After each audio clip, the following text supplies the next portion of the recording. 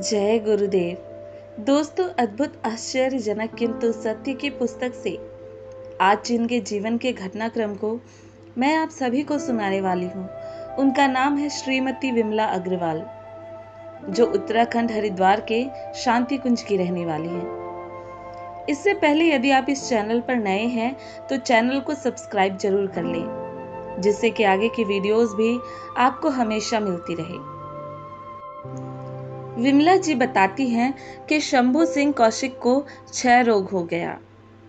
उन्हें सैनिटोरियम में भर्ती कराया गया।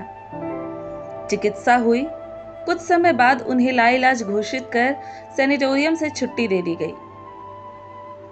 वे कोटा राजस्थान के निवासी थे। मरणासन्न स्थिति में दिन काट रहे थे। ज्योतिषियों ने भी जन्मपत्री देखकर मार्केश बताया था।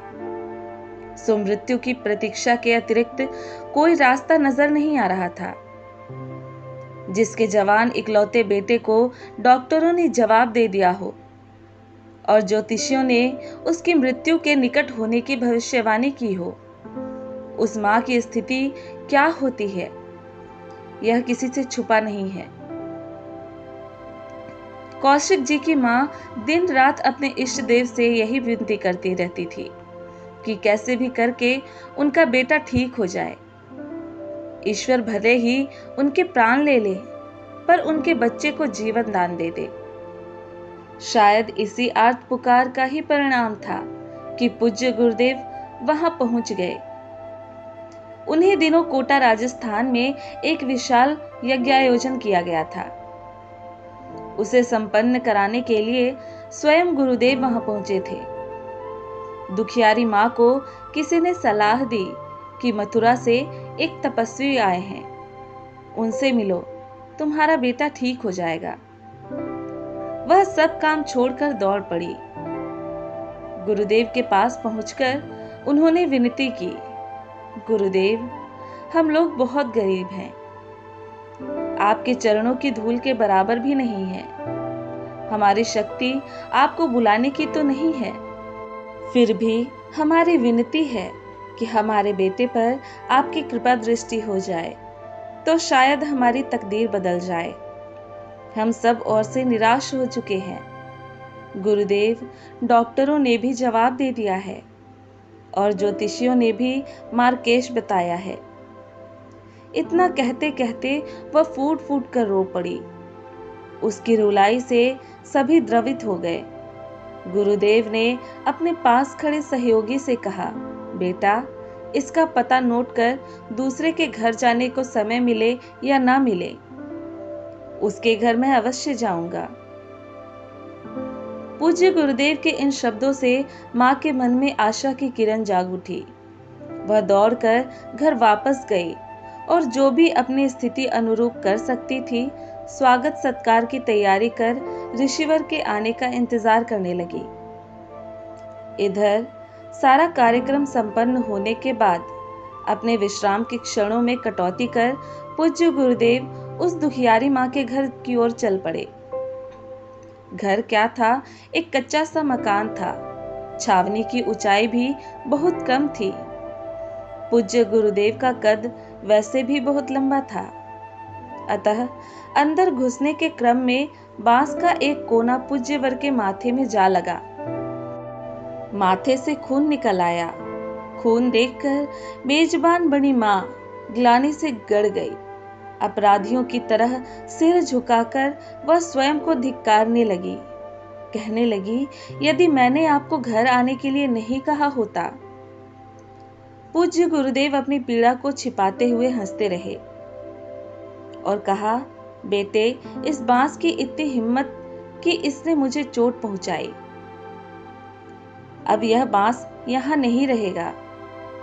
उसके इस कथन का आशय उस समय तो शायद ही किसी को समझ में आया हो, लेकिन कुछ ही दिनों में जब वह कच्चा मकान पक्के में बदल गया, तब जाकर लोगों की समझ में आया कि जैसे पेड़ चोट खाकर भी बदले में फल ही देता है, वैसे ही गुरुदेव ने घायल होकर भी उस परिवार को पक्के मकान का अनुदान दे दिया।